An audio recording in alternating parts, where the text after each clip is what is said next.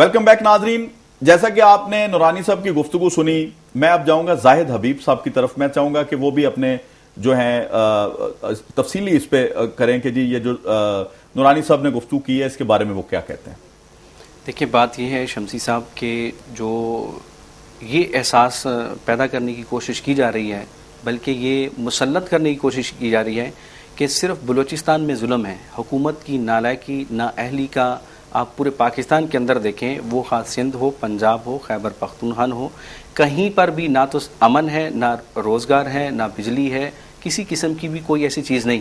جو آپ بات کر رہے تھے دفاع پاکستان کونسل کی, اب سوال ہے قوم پوچھے گی کہ جو کھیل 1980 میں امریکہ نے یہاں پر کھیلا تھا روس کو شکست دینے کے لیے, اور امریکہ نے اپنے آپ کو ون مین لانے کے لیے پوری دنیا کا وہ تھانے دار بنا, وہی کھیل اب دوبارہ نہیں کھیلا گیا.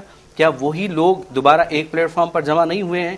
یہ کون سا قانون ہے کہ آپ ایک طرف تو ان پر سینکشن لگاتے ہیں کہ یہ جماعت یہ بین ہے, یہ بین ہے.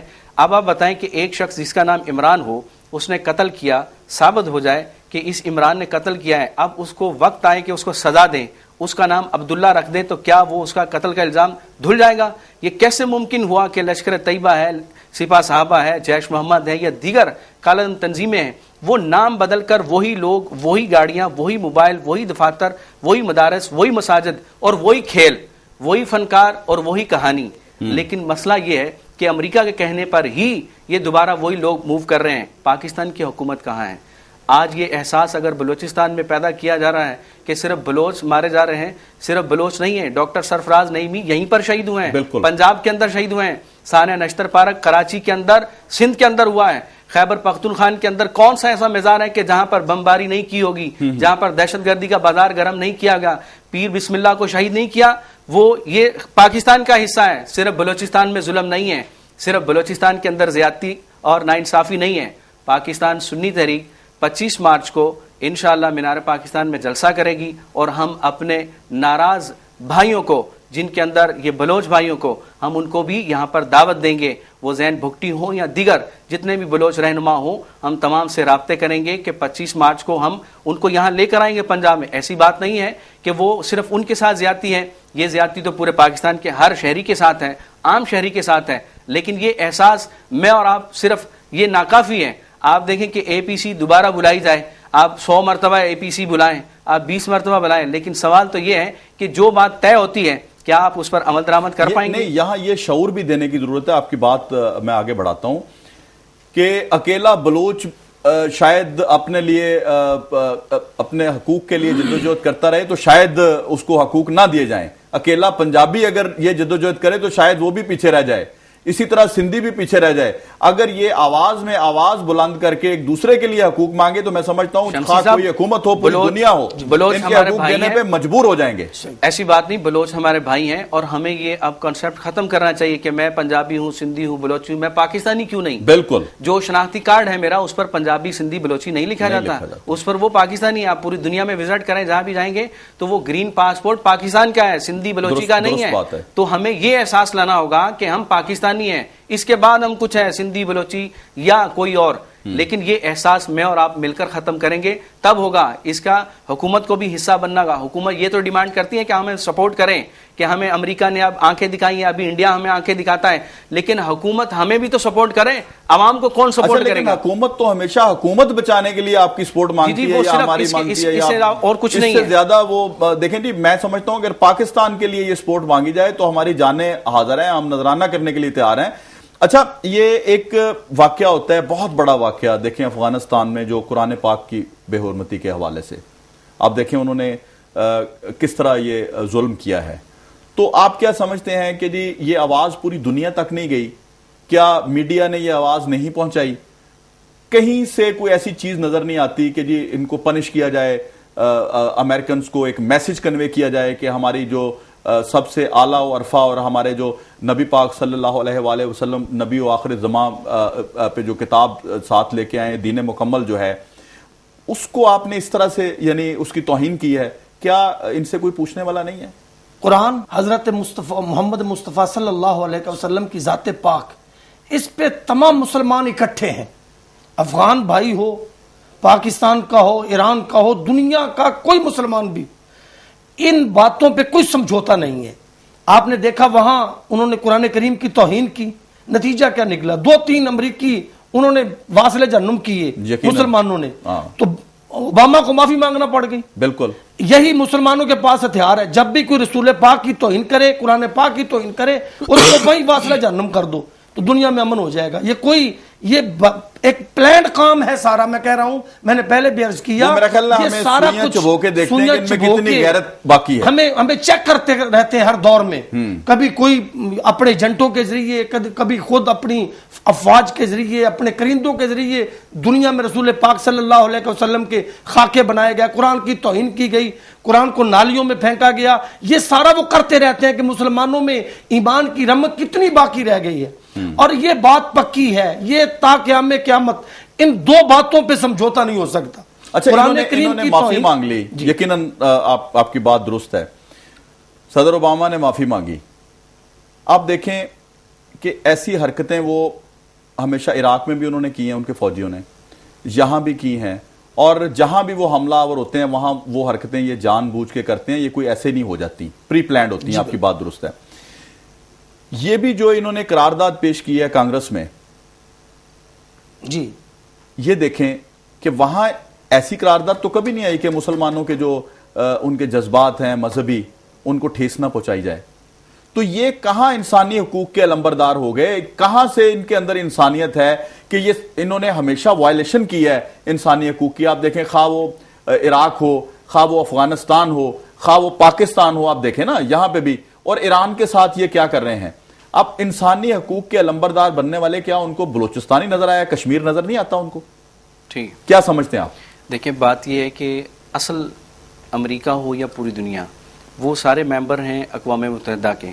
اگر آپ یہ کہتے ہیں کہ ان کو آزادی حاصل ہے، جیسے کہ وہ انہوں نے جیسے لاسٹ میں کارٹون شائع کیے اور توہین امیز خاکے شائع کیے، تو اس کے اوپر پوری دنیا میں مسلمانوں نے احتجاج کیا، خواہ وہ امریکہ ہو، پوری دنیا کے اندر احتجاج ہوا. اب یہ ہے کہ مسلمانوں کو کم سے کم اتنا تو چاہیے کہ وہ اس کے اوپر تو کوئی ریزولوشن لے کر آئیں اقوام متحدہ کے اندر، کہ جو ہمارے جذبات مجروح کیے جاتے ہیں، جو ہمیں روحانی طور پر تکلیف پہنچائی جاتی ہے، ہمارے ایمانی طور پر تکلیف پہنچائی جاتی ہے. یقیناً میں نورانی صاحب کی بات سے اتفاق کرتا ہوں کہ ہم جان تو دے سکتے ہیں مگر اس کو برداشت نہیں کیا جا سکتا. اور جو بھی ہو، لیکن اگر وہ اقوام متحدہ میں ہو جائے، اگر قانون پاس تو زیادہ اچھا ہے. لیکن جو امریکہ نے یہ ریزولوشن لیا ہے اپنی کانگریس کے اندر کہ بلوچستان آزادی مانگتے ہیں، کشمیری آزادی نہیں مانگتے ہیں، کیا فلسطین والے آزادی نہیں مانگتے ہیں، کیا چیچنیا میں ظلم نہیں ہوا، بوسنیا میں ظلم نہیں ہوا؟ سوال تو یہ ہے کہ پوری دنیا کے اندر صرف مسلمان ہی رسوائی کا شکار کیوں ہیں؟ اگر وہ امریکی یا دیگر اسرائیل یا انڈیا کی دہشت گردی کا شکار ہیں تو وہ صرف مسلمان ہی کیوں ہیں؟ آپ یہ کہ ایک فنکار آپ اسامہ لے کر آئے تھے، ملا عمر لے کر آئے تھے، ابھی وہی فنکاری دوبارہ پھر آپ آرگنائز کر رہے ہیں.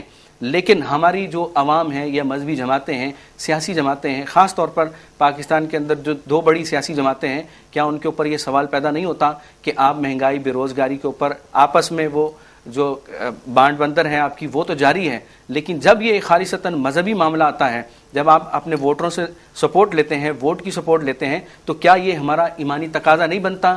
کیا جتنی پارٹیاں ہیں وہ چھوٹی ہیں یا بڑی ہیں، کیا ان کے لیڈران کا یہ تقاضا نہیں بنتا کہ وہ امریکہ سے مطالبہ کریں، اقوام متحدہ سے مطالبہ کریں کہ وہ ہمارے مذہبی جذبات کے ساتھ نہ کھیلیں؟ بالکل، یقیناً یہ صرف پاکستان کے کمپرومائز ہے ہی نہیں نا. نہیں، یہ صرف پاکستان اور افغانستان کے مسلمانوں کے جذبات مجروح نہیں ہوتے ہیں. پوری دنیا کے اندر جتنے بھی مسلمان ہیں، وہ چھوٹا ملک ہے یا بڑا ملک ہے، اب جو امریکہ ایران کے بار بار دھمکیاں دے رہا ہے، کیا انڈیا کے اندر نیوکلیئر پاور نہیں ہے؟ کیا وہ اس کو نیگیٹو استعمال نہیں کر سکتے ہیں؟ یا اسرائیل جو ہے وہ اپنی جاریت جاری نہیں رکھے ہوئے؟ کیا امریکہ کو وہ دکھائی نہیں دیتا؟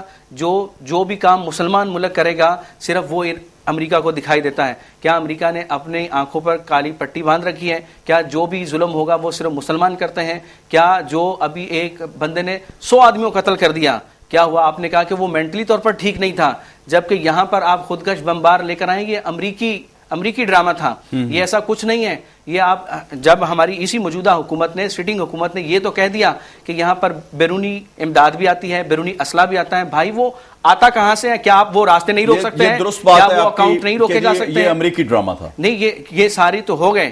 اب کیا ہم خاموش رہیں کہ جو اتنا ظلم کیا آپ نے؟ مساجد پر حملے کیے, مزارات پر حملے کیے, آپ نے مدارس پر حملے کیے, خودکش بمبار کروائے, کتنے 35,000 سیویلین لوگوں نے پوری دنیا میں ہم مسلمانوں کو رسوا کر دیا, دہشت گرد بنا کے پیش کیا گیا. حالانکہ اسلام یہ نہیں ہے, حالانکہ اسلام نے قطن, یہ خودکش ہی ہے. ہم خودکش بم دھماکوں کو قطن جائز نہیں. اور جو مجرمانہ خاموشی اختیار کیے ہوئے ہیں مذہبی جماعتیں کہ جو خودکش بمبار ہیں ان کو وہ حرام نہیں کہتے, اس کام کو وہ ناجائز نہیں کہتے. یہ ضرور کہتے ہیں کہ مذمت کرتے ہیں. بھائی مذمت سے کام نہیں چلے گا. آپ کا فتویٰ نہیں آیا, کسی بھی اسکول آف تھاٹ کا فتویٰ نہیں سوائے اہل سنت حنفی بریلوی کے علاوہ کہ خودکش حملے حرام ہیں.